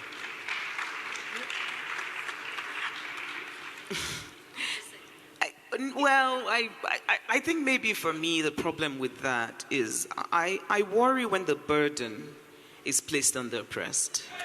I worry when, and I do see value in that idea of rage being one step towards something. Rage is not the end. Right? Rage is part of the journey, and hopefully the end of the journey is a kind of healing and coming to fullness of self. But I just find myself sometimes quite uncomfortable thinking of that idea of that the burden, and this is true in many ways, not just in sort of thinking about the African continent, thinking about African Americans in the US, for example, and I live part of the year in the US, and often there's a conversation about minority students in schools where they are expected to carry the burden of their old full assimilation. But how do you do that when you don't own the key to the door that leads into assimilation, but somehow you're supposed to get in there, but somebody's locked the door, my sense is that both oppressor and oppressed have to be part of the solution. But how to make that happen, I don't know. Absolutely. So we've run out of time. I'm going to get closing remarks from you. One of the anecdotes you gave us was a story about you being in this moment of anger and almost being told that let's sit down and talk. We're not done talking. And dialogue in itself can be a very powerful tool that we can all use, not just in sharing history, but in also making sense of our present realities. In South Africa today, it's very hard to get people around a table to sit down and talk to each other and not talk at each other.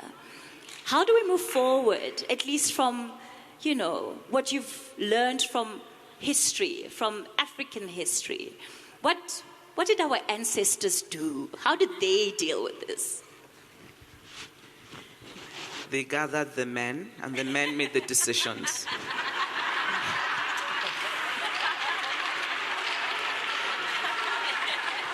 That's what they did. So perhaps not the most progressive way forward. But let me get your closing remarks. Babatso. Sure. I mean, I think the past has many things to teach us about what not to do and what to do. I think what we need to foster dialogue that heals within South Africa is moving away from the gaze of whiteness and its negative, right? That to be proudly black is to be anti-white in every way. To be proudly African is to be anti-European in every way. And so we lock ourselves in that dyad, right? That you can either be, this mimic, this European mimic, or you could be this, anti-European, hating, bashing, rageful person. And I don't have all the answers, but I have found something to be quite helpful for me recently, which is really to move towards the irrelevance of Europe.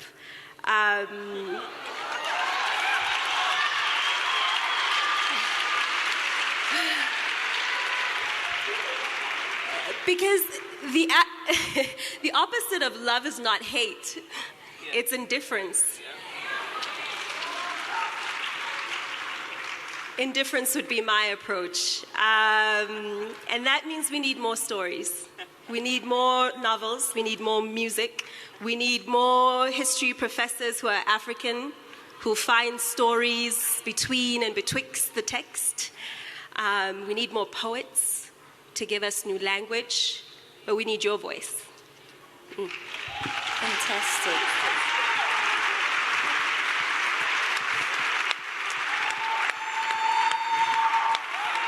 Now, your final remarks. I'd like to go back to this idea of this future-making technology. The question you asked, and the response is absolutely right. Our ancestors gathered the men. But I think what's interesting about an archive that we can explore is we can look at it as today people, at Smanje people. And what we can do with that is confound it, use it as a way of subverting itself. So the gatherings today, it's not acceptable to have a gathering of only men. It's not acceptable to have a gathering of only the elders. It's not acceptable to have a gathering of the like minds only. But I would do that in a way that refers to some of this idea of the council. People the people who call themselves the Bushmen, who were the founders of this landmass, tell stories about how in the great old times, one of the key strategies for dealing with criminals was to embarrass them.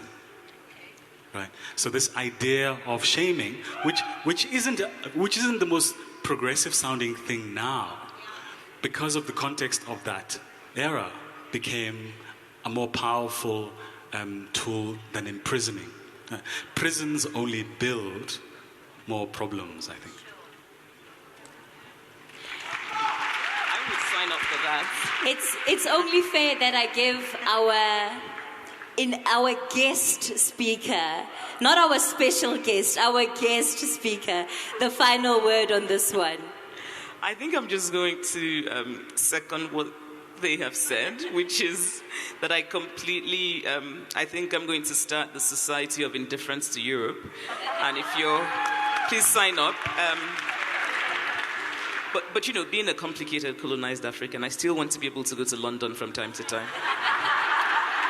And I want to say that I actually find it quite lovely, this idea of taking from our past and kind of remaking it, but having the basis be what happened in our history. I find it quite lovely. I mean, the idea of shame I love, but I wonder whether we're post-shame, today. Maybe not, I don't know. But it really would be nice to have a council of men, women, all kinds of people, fewer men than others.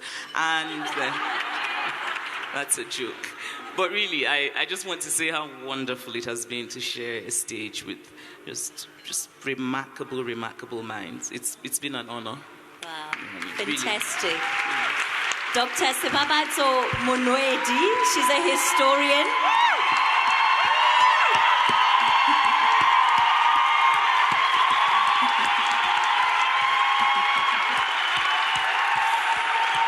Chimamanda Ngozi Adichie.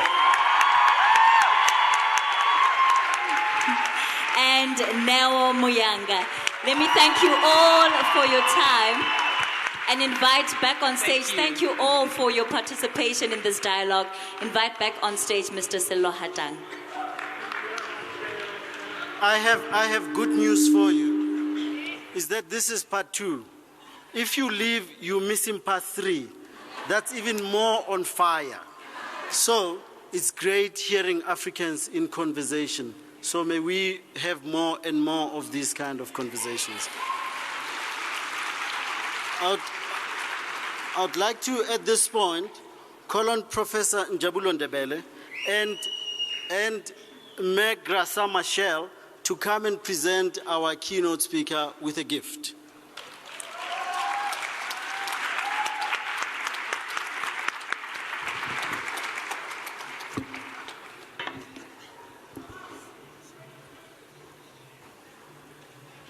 Wow, what an evening, huh?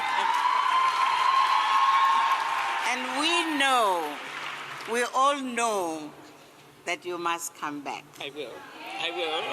This was part 1 of a conversation with us, but we have to have part 2, yes. Part 3, yes. And part 4, and part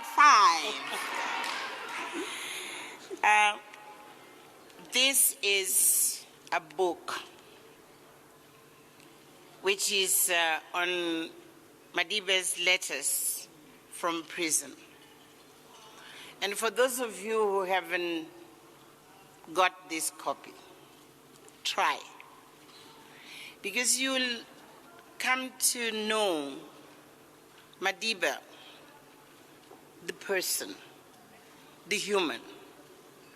When he speaks to his children, when he speaks to his wife, when he speaks to his friends, when he even reveals himself in moments of self-doubt, when he is so firm in the kind of things he believed in, like, for instance, he always knew that he will come out of prison alive.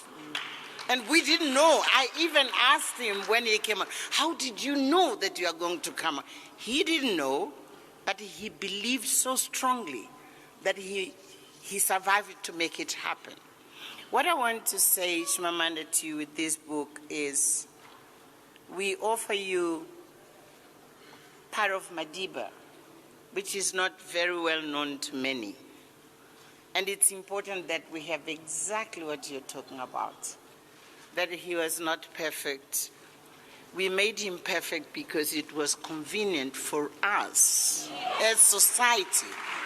It was convenient for us, and let me say this, a symbol. What Madiba is simply a symbol. Can I take a minute to tell you something? Yes. When George Bezos turned 80, or it was 75, I don't know. But it was a very important birthday. Madiba was fragile at the time, and he couldn't attend to these long events in the evening. So we went, they introduced him. And he, as always, he would listen to the weight of words. They introduced him, he went patiently, he greeted everybody. He paid, tribute to his long-standing friend. And when we leave, then we get into his car, and that was always his luggage, as you know. So we are in this car, and he turns to me and he says, darling, don't you think they are exaggerating all these things? I'm not what they are saying about me. And I had to say to him, I thought in a few minutes, and I said, you are and you are not. And they said, what do you mean? I said, you are. Because any people, as people in history, we need symbols. So you are because you are a symbol.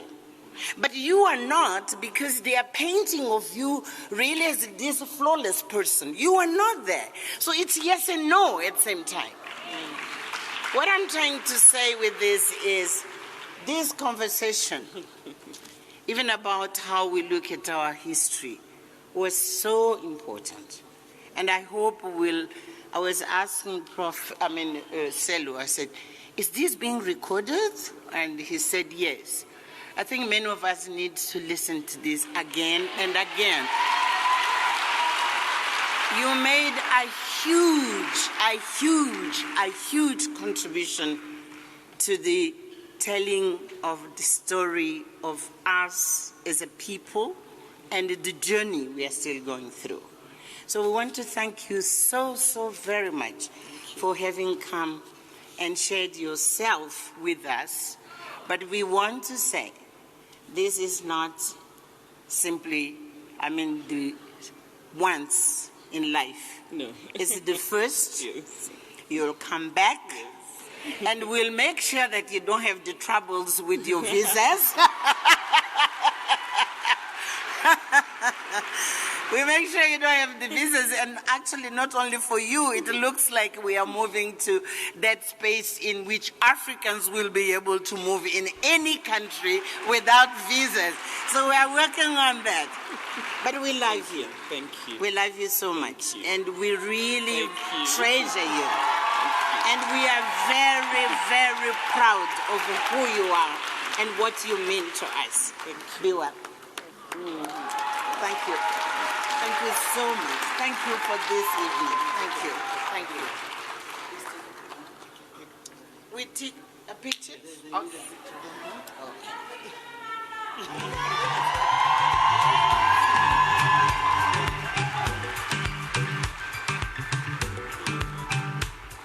Thank you very much. And then, please don't go, Ma'am. We have a very small gift because we hardly ever thank you for everything you do for the Nelson Mandela Foundation specifically, but for supporting us. As CEO of the Nelson Mandela Foundation, I keep growing every day because when I call, you pick up. So may I please present you? It's a small thing from the Nelson Mandela Foundation. Well, Mrs. Machel has started this practice that the presenter should say a few words. So now I'm saying a few words. She's really a great gift to the foundation, and always supportive, and always off the cuff, saying some very profound things that inspire. And it is always a pleasure to have her present in our events, and even more to listen to her sharing her insights with us. So if she said Chimamanda must come part 2, part 3, part 4, part 5, we're saying to her too, part 5, part 6, part 7, part 7, part 7. Thank you very much. Thank you so much. Oh my God. Oh my God. Did you have this? Okay, thank you. Thank you, Prof. Thank you. Thank you so much. Thank you indeed. Thanks a lot. But I'm their foot soldier. This is what they're not saying. I'm a foot soldier of the foundation. It gives me absolute pleasure to now call on the leadership of UNISA to come and present a plaque dedicated to Madiba's centenary. And here I'm calling Professor Mandla Makanya, Ntate Ngaweni, and the chairman of the board of the Nelson Mandela Foundation, Professor Njabulo Ndebele, and Meg Grasa Machel.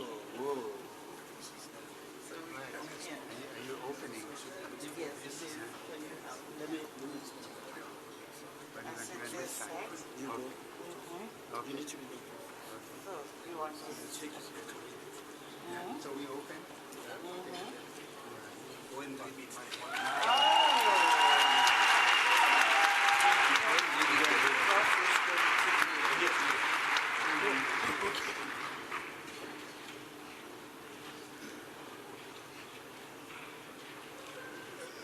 I'm going to be reading what stands in the plaque so that you can at least know, because it is a bit far from yourselves. University of South Africa, 1873 to 2018, an African in the service of humanity, Nelson Rolihlahla Mandela, 1918 to 2018. On the occasion of its 145th anniversary, the University of South Africa honors, celebrates, and commemorates the centenary of the birth of its illustrious alumnus and honorary degree recipient, Dr. Nelson Rolihlahla Mandela, BA degree 1943, LLB degree 1989, LLD honoris causa 1995, UNISA Robben Island Alumnus Award 2012, unveiled on 6 December 2018. Thank you.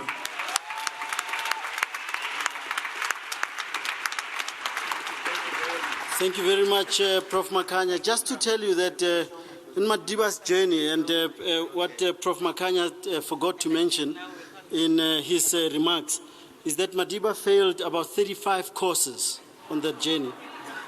And those 35 are because UNISA also gave him wrong material, study material. But he forgave UNISA for that. So let me thank you very much for tonight, for a brilliant conversation that we had tonight. I want you to please help me again thank the people who are sitting here for having made it what it was.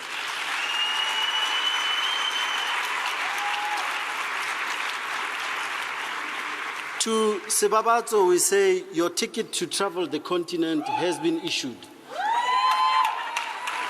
But you must start here because ignorance is right here at home.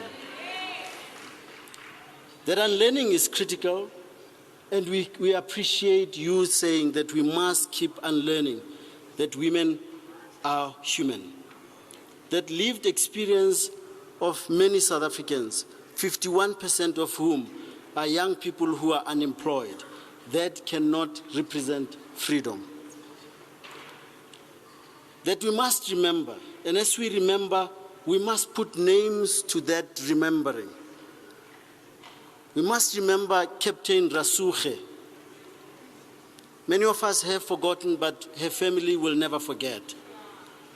We must remember Nonki Smos.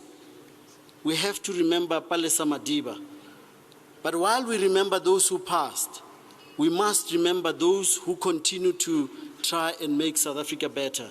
How much better than to have Cheryl Zondi right here.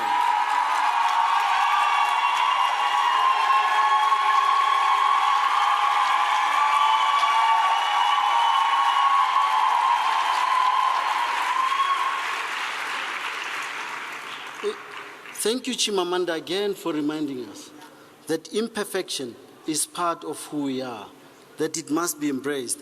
I observed how, at a point when you were praising Madiba's, singing Madiba's praises, those who are critical of Madiba were quiet. And you said, he's human, quiet. But had you been critical, it would have been. So, imperfection is part of Madiba's history. So as we close, I want to again go back to Madiba's words when he said, the memory of a history of division and hate, injustice and suffering, inhumanity of person against person, should inspire us to celebrate our own demonstration of the capacity of human beings to progress, to go forward, to improve, to do better. And I hope that we can take this message and then say to ourselves, we are a country of dreamers. As we dream, we'll work hard to make sure that those dreams are realized. As we move into a new year, as we finish off the centenary that still has 6 months to go, we move knowing that there are new challenges. Let us challenge ourselves and our society to do better, to strive for perfection where boys are taught to unlearn, to build and to recreate, to reimagine, to imagine new possibilities and solidarities and to support those around us. I want to thank our partner for tonight being UNISA. our donors, Samsung, Hans Seidel Foundation, the High Commission of Canada. But of course, this wouldn't have come together. The stage and everything that you see here was put together, I like emphasizing this, by a small black company. 2 small black companies, I must say. Black Motion and Lucky Number 8.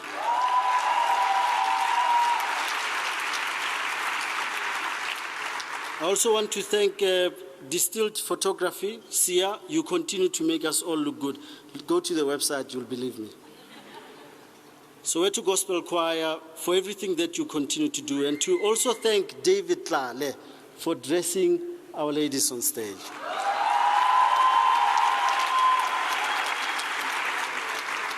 So David Tlale and Edcon, in fact, dressed both Me Adiche, thank you very much, and Kathy. Before Sababato, it's coming. Your dress is loading, as they say. But I also want you to please help me thank our sign language interpreters, Andiswa Gebashe and Thelma Kotze. You will agree with me that they were doing a good job. You remember that guy. What struck me about them is that they're changing. He never changed. He was a one-man show. You know? So thank you very much to both of you for making us proud. But I want to thank the Mandela family. I was in Dilega. You know, again, that's one person that we call, she was in Italy representing the Nelson Mandela Foundation just last week. You continue to get on those flights when we ask you to. You continue to just oblige, and for that, we are forever grateful.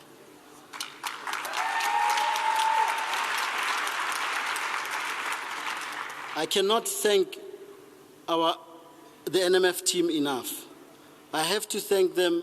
I would have read all 37 names, but I just want to say that they were ably led by Yase Godlo and Dimpo Munyamani.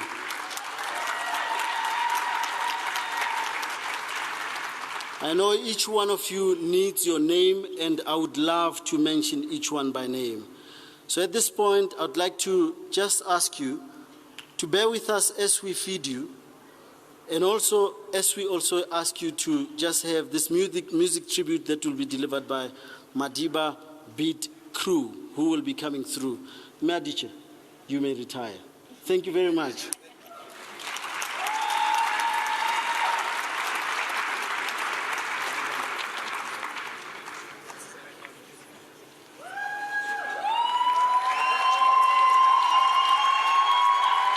Thank you very much.